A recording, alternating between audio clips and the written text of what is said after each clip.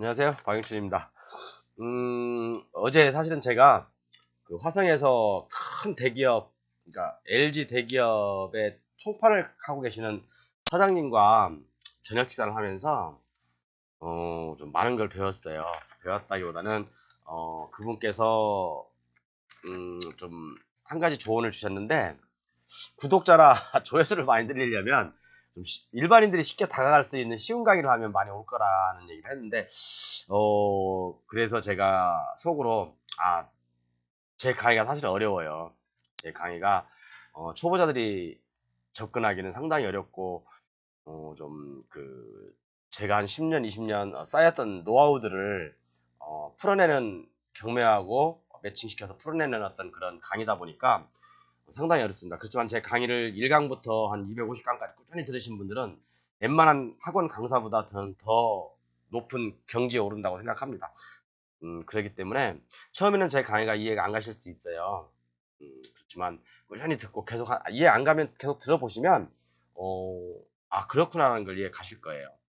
그래서 오늘은 제가 좀 쉬운 거, 쉬운지 안 쉬운지는 모르겠는데 좀 일반인들을 위해서, 많은 부동산을 잘 모르시는 분들을 위해서 절대 사지 말아야 할 토지, 요거에 대해서 한번 말씀드려 볼게요.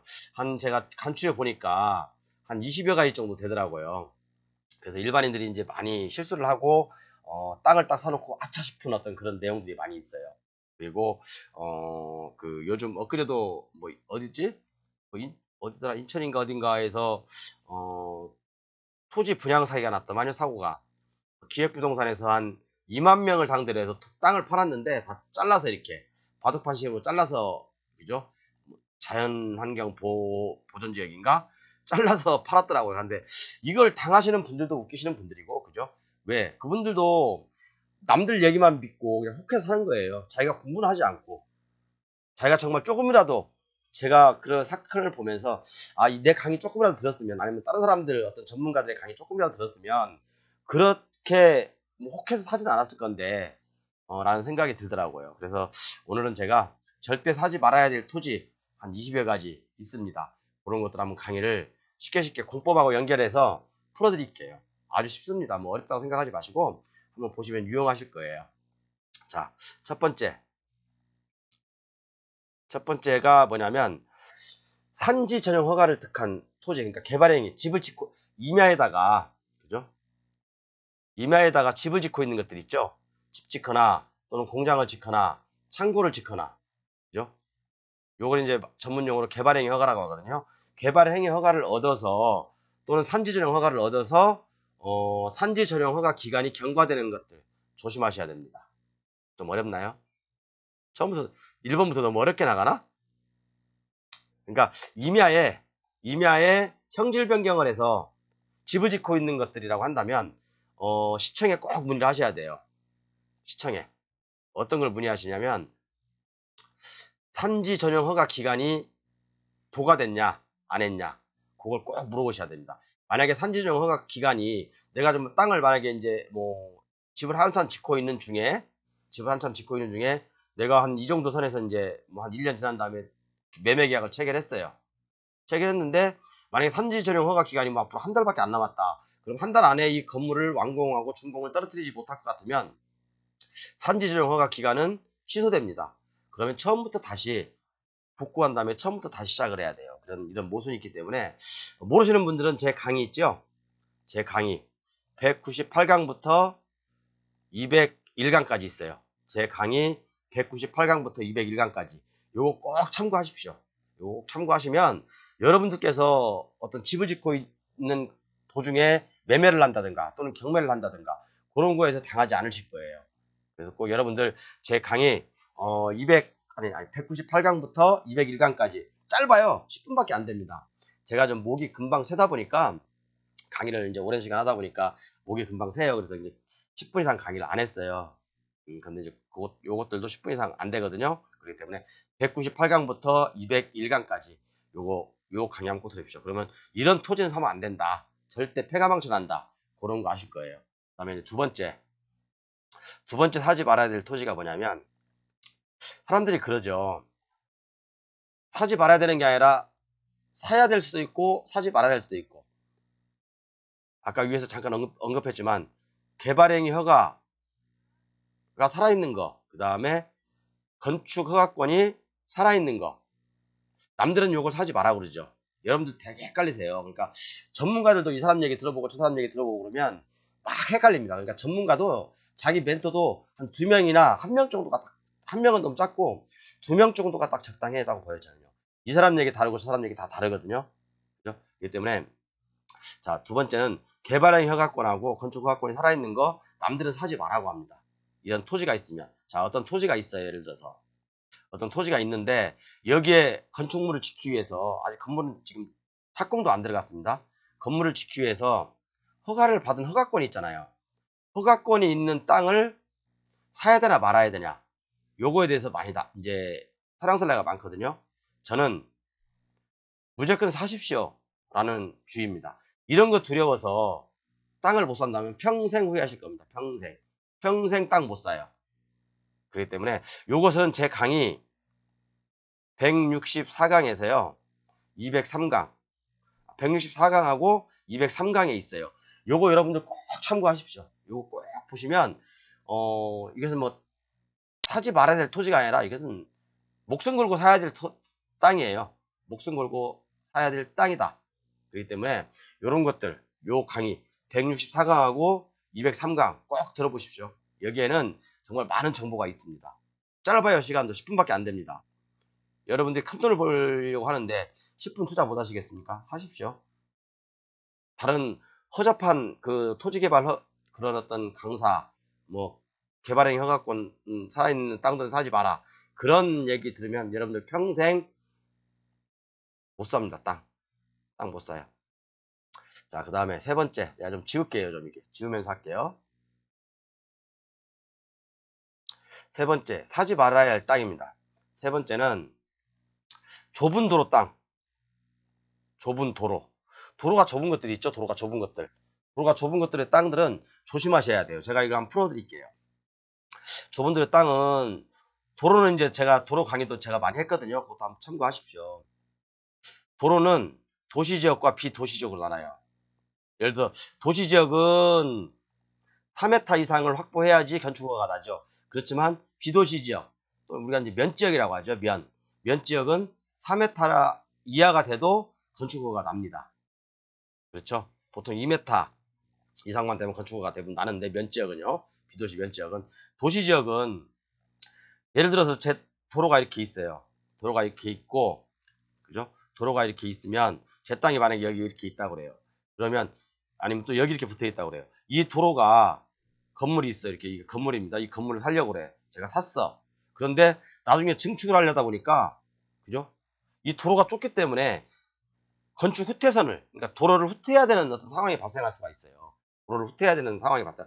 도로가 이렇게 있는데 도로가 좁아요. 한 이게 뭐 2m밖에 안 돼. 그런데 내 건물은 이렇게 있어. 요걸 샀어. 그럼 나중에 증축을 하려고 하면, 아니면 다 때려 붓고 신축을 하려고 하면 이 2m를 갖다 3m로 확보해야 되잖아. 그럼 저는 양쪽에 1m씩 해야 되잖아요. 그래야지 3m가 되잖아요. 여기도 1m, 여기도 1m. 그렇기 때문에 건축 후퇴선을 적용받을 수가 있다는 얘기예요. 그래서 도시지역에서 땅을 살 때는 너무 골목이 좁으면 나한테 불리할 수가 있다. 그죠? 이런 것들은 충분히 검토하시고 토지를 매입하셔야 됩니다. 그리고 이제 네 번째, 과소토지. 토지 면적이 적은 거. 그래서 과소토지예요. 과소토지. 자, 예를 들어서 아까가 좀 일맥상통하거든요. 이런 어떤 도로가 있어요. 도시지역에 이제 안산시에 있어. 아니면 또 시흥시에 있어요. 이런 도로가 있는데 도로가 이게 2m밖에 안 돼. 2m밖에 안 되는데 뭐 건물들이 막 다닥다닥 붙어 있겠죠. 제가 살려고 하는 토지가 이거야. 근데 여기 한 20평밖에 안 돼.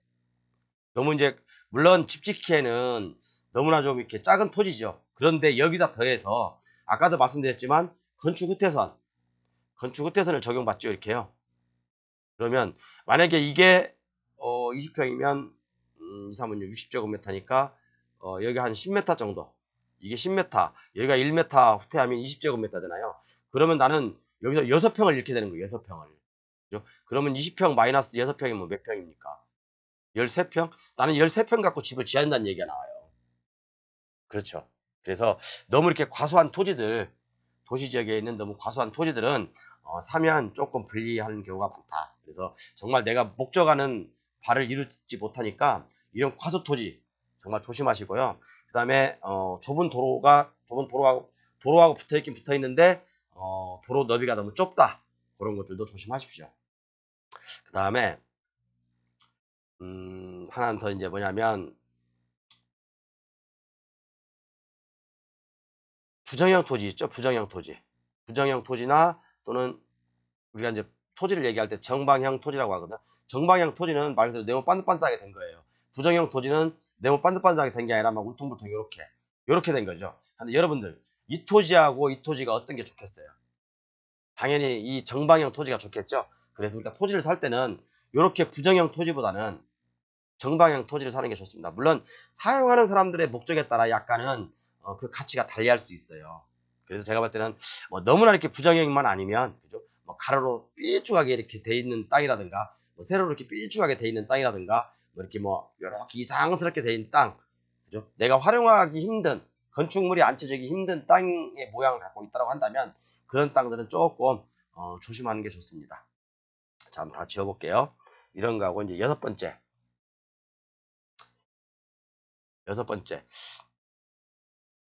지구 단위 계획이 세워져 있는 토지들. 지구 단위 계획이 세워져 있는 토지. 지구 단위 계획 구역이란 뭔지 아시죠? 무질서한 난개발을 방지하고 어떤 체계적인 개발을 하기 위해서 막 집들이 막 이렇게 난개발 돼 있잖아요. 이렇게 막 골목길도 있고 막 집도 있고 막 이렇게잖아요. 골목길도 꾸불꾸불하고 그죠? 요렇게 꾸불꾸불하고 난개발되고 옛날에 세운 어떤 그런 도시들이죠. 이런 것들의 난개발을 방지하기 위해서 국가에서 지구 단위 계획 구역이라는 걸 지정을 해요. 이 일대를 전체를. 그런데 지구 단위 계획 구역으로 지정되면 나중에 10년, 20년은 정말 신도시처럼 탈바꿈할 수 있겠지만 여기에 있는 각각의 소유자들한테는 막대한 어떤 그런 재산상 피해가 올 수도 있어요. 어떤 피해가 오냐? 예를 들어 여기는 어떤 소유자는 10평을 가지고 있어. 어떤 이 사람은 50평을 갖고 있어. 그래서 이 10평을 지키는 너무 땅이 좁잖아요. 과소 토지라고 해가지고, 그러니까 너는 혼자 개발하지 마. 같이 묶어서 개발해. 그래야지 토지 모양도 나오고 이쁘게 나와. 그런 것들. 그 다음에 어떤 층수 제한도 있을 수 있어요. 층수 제한도 있을 수 있어요. 그죠? 그 다음에 신축이 금지되는 경우도 있거든요. 그죠? 아니면 너는 이 토지하고 이 토지하고 둘이 합해서 개발해. 그죠? 공동 개발해라 이거죠. 공동 개발해라. 이런 것들이 많을 수 있으니까 지구 단위 계획 구역 안에서 토지를 매매한다거나 경매를 한다거나 그러면 그 지구 단위 계획 내용이 있어요. 그러니까 시청에다 물어보십시오.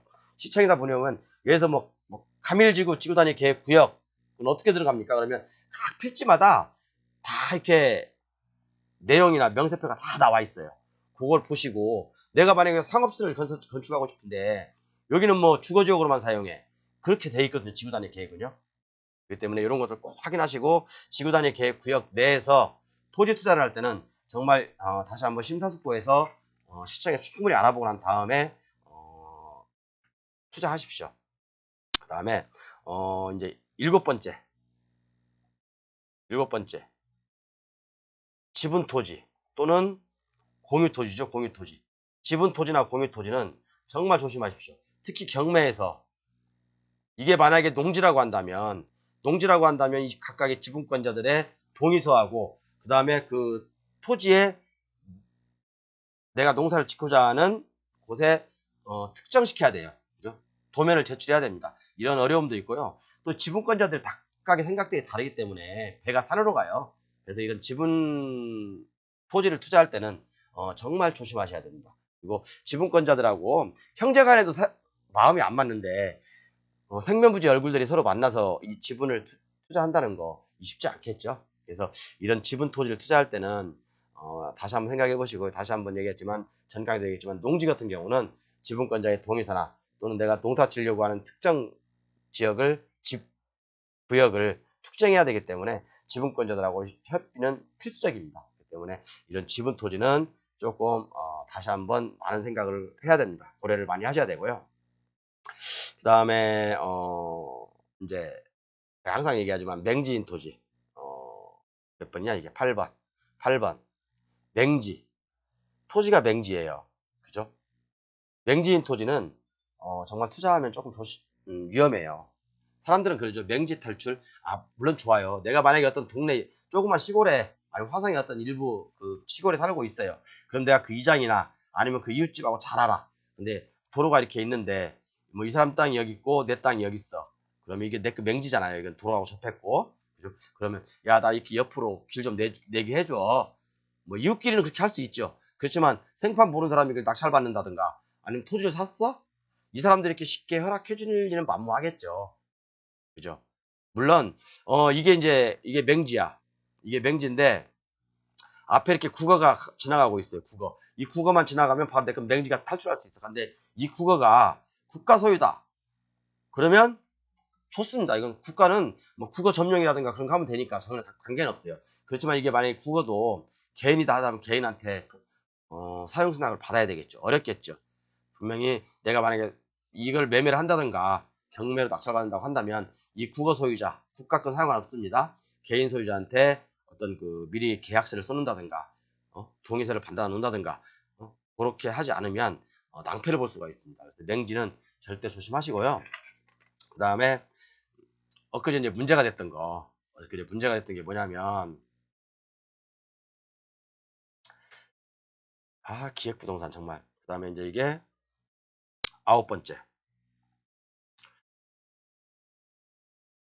기획부동산에서 그래서 어떤 이렇게 임야가 있어요. 임야가 하나 있는데 임야가 하나 있어요. 이렇게. 그리고 밑에 이제 도로가 있어요. 임야 밑에. 이건 뭔지 지방도라고 그래요. 지방도. 기획부동산에서 어떤 이런 좀 약간 높지도 않아간데 이렇게 약간 이렇게 막 이렇게 해가지고 반듯반듯하게 바둑판처럼 뭐 논도 아니고 그죠? 이게 산인데 잘라놓은 땅들이 있어요. 그렇다고 해서 뭐 이게 도로하고 연결된 것도 아니고 그냥 어느 일 필지만 사가지고 짝짝짝 잘라놔요. 잘라라. 그리고 실질적으로 도로는 없는데 자기들이 그냥 이렇게 좀 포크레인 몇 번 대가지고 도로처럼 이렇게 위장해서 사람들을 모시고 가요. 도로 있지 않냐고. 도로 있지 않냐고. 그러면서 실질적으로 이 필지들을 다 파는 경우가 있어요. 그러면 이 토지들은 다 맹지가 되는 거예요. 그리고 아까도 말씀드렸지만 어떤 이게 각 필지마다 소유자가 달리 되지만 여기에 도로하고 연결되지 않은 이런 기획부동산에 판 토지들 그리고 대부분 기획부동산에서 판 토지들은요 임야가 많아요. 임야가 많고 보통 개발이 불가능한 지역들입니다. 뭐 개발이 불가능한 지역들을 많이 잘라서 왜 뭐 2, 3만 원짜리 땅 사가지고 거기다 이제 뭐 지적 분할을 해서 파는 거죠. 그러다 보니까 조금 이게 옛날에 이런 것들이 많았기 때문에 이런 요즘은 토지 분할도 굉장히 까다로워졌어요. 근데 얼마 전에 한 엄청나게 많은 사람들이 당했죠 또. 그죠? 참 이게 순수한 사람들이 많은 것 같아요. 이런 기업 부동산에서 땅 사세요. 그죠? 몇 평씩. 그다음에 도로 지분도 몇 평 있습니다. 그렇게 하는 것들 정말 조심하세요. 그다음에 이제 다 지워보겠습니다.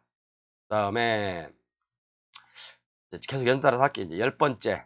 그다음에 열 번째는 뭐냐면 자연환경 보전지역. 우리가 토지용 계획원을 보잖아요. 토지용 계획 보면 이렇게 토지용 계획원이거든요. 토지용 계획원에 보면 자연환경 보전구역이라고 있어요. 그죠? 자연환경 보전구역이라고 있는데 보전지역 토지들 이런 것들도 사면 안 됩니다. 이런 거 대부분 이제 막 국립공원이라든가 그런 것들 깊은 산골짜기 그죠?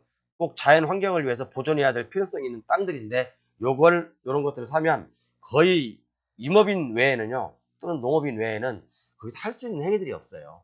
때문에 자연환경 보전지역 그리고 11번째 시간이 제가 목이 좀 많이 타니까 시간이 많이 가니까 빨리빨리 진행할게요.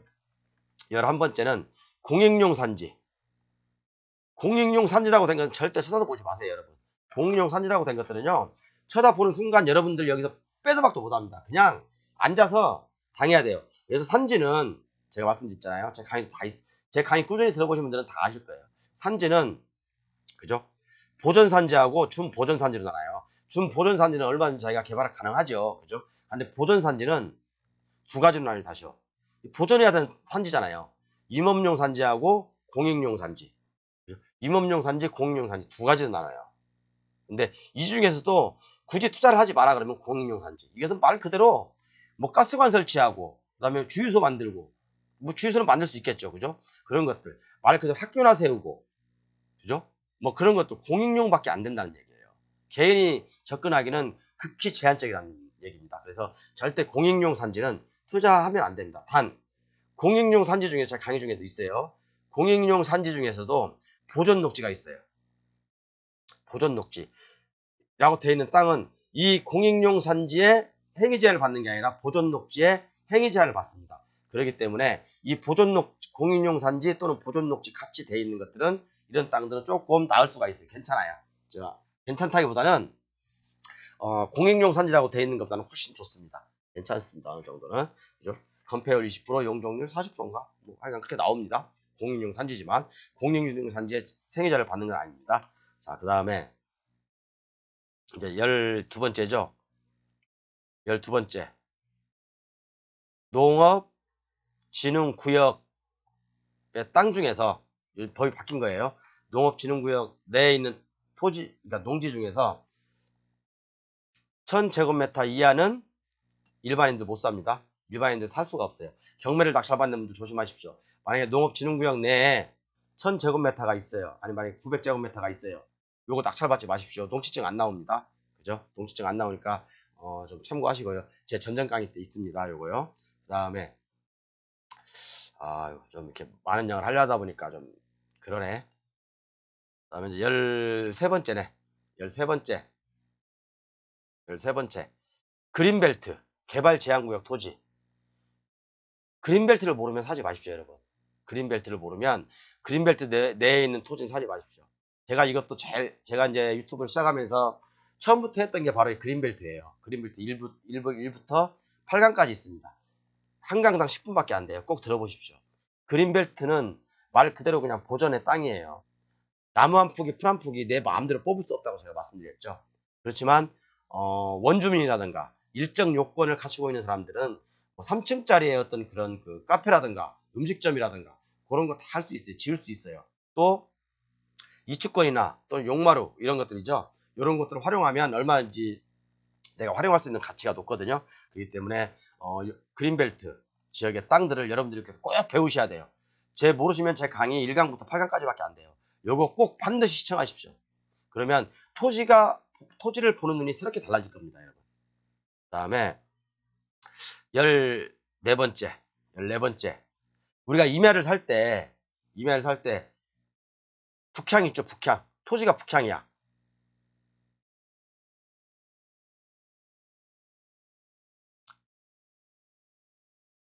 북향인 임야. 왜 북향인 임야를 사면 안 될까요? 임야에다 주로 뭐라 하죠, 사람들이? 전원주택이잖아요. 전원주택 또는 많이 저가를 분양하잖아요. 그러면 이게 만약에 도로가 있어. 이게 산이야, 큰 산. 그죠? 큰 산이에요.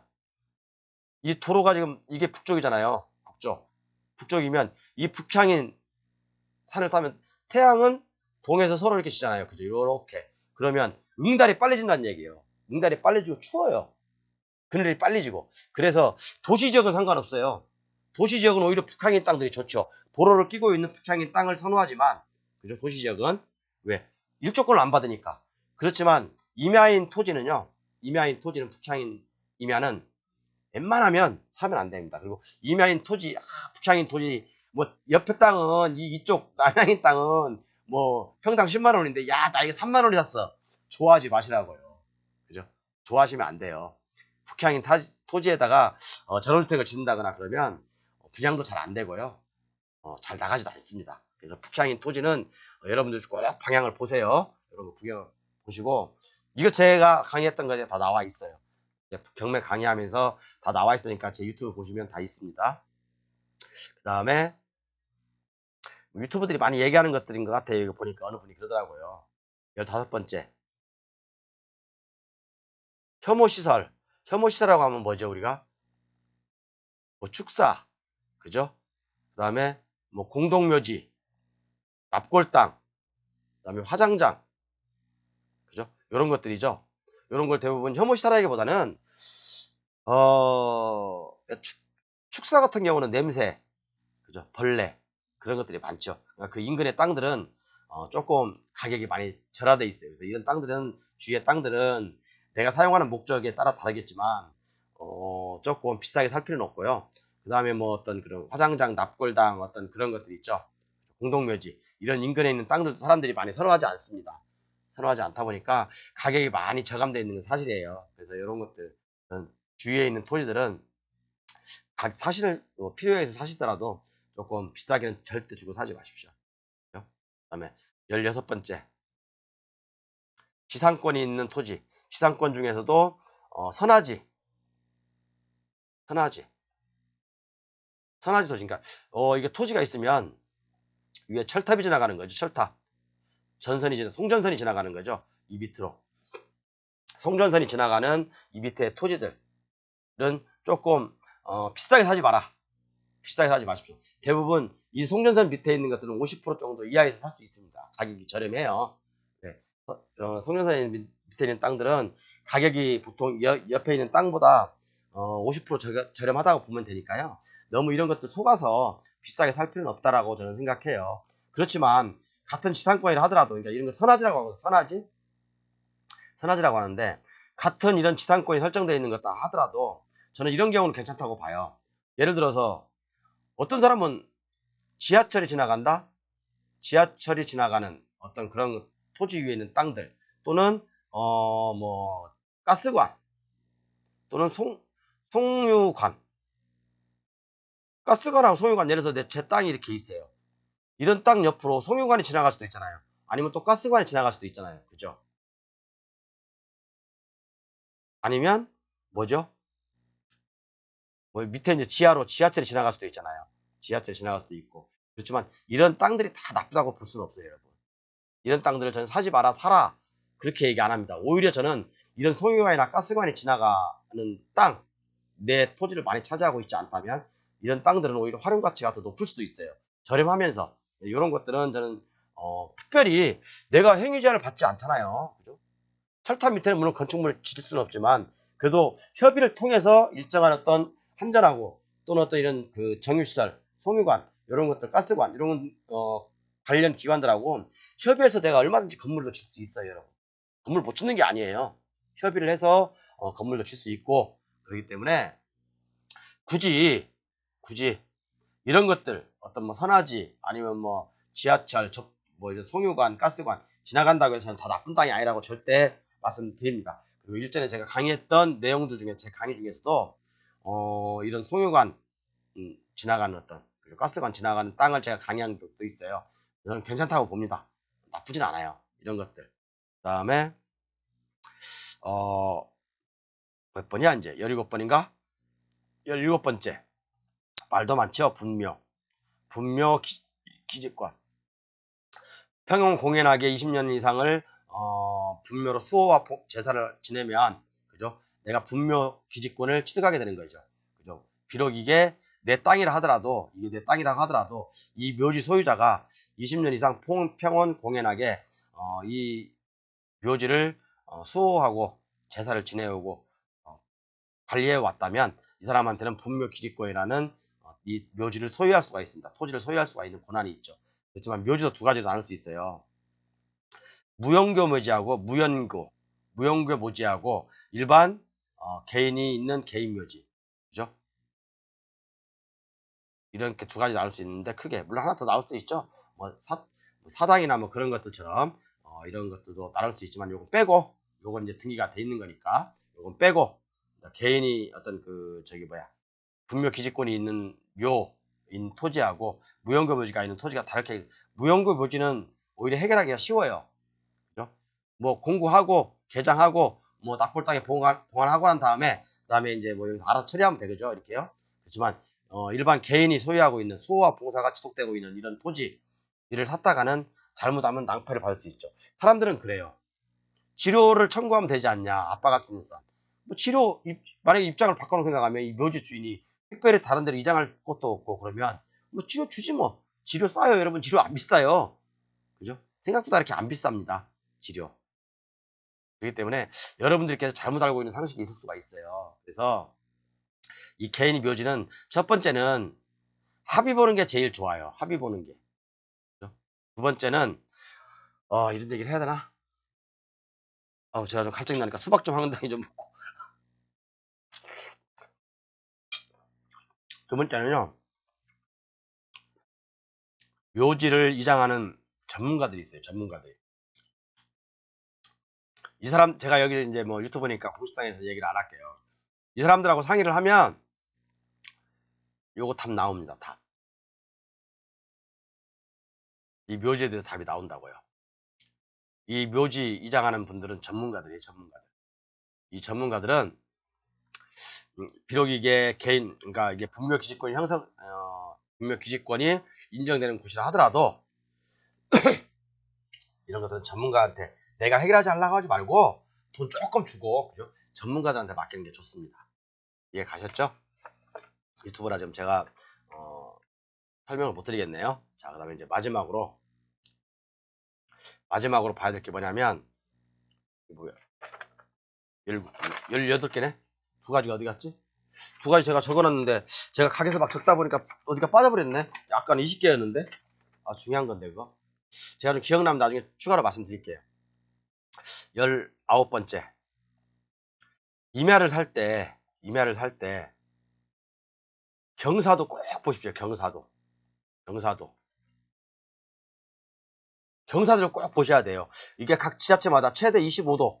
이 산 기울기가 너무 가파르면요, 개발이 안 돼요. 개발 허가가 안 나요. 그렇기 때문에, 그래서 화성시 같은 경우는 15도인가? 15도 이하만 개발이 가능하고요. 그 다음에 이제 경사도 보시고 난 다음에 인목 축척을 보십시오. 막 이렇게 막 나무들이 막 빽빽하게 있다, 산에. 아, 이거 개발하기 힘들겠네.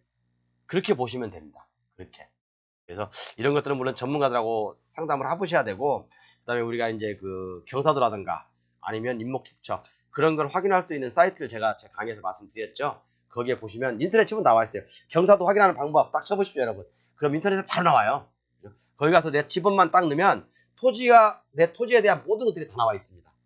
옛날에는 산지정보 시스템이라는 곳에서, 그죠? 다 했는데 지금은 산드림인가? 거기서 다 합니다.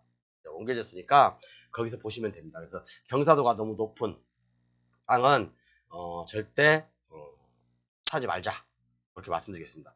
제가 오늘 두 가지가 어디 가버렸네. 두 가지가 있었는데 근데 좀 그것도 조심하셔야 되는데, 오늘 이렇게 해서 좀 절대 사지 말아야 될 토지들, 또는 꼭 절대 사지 말아야 될 토지뿐만 아니라 뭐 사도 괜찮다라는 토지들을 제가 한번 종합적으로 한번 말씀드려 봤습니다. 감사합니다.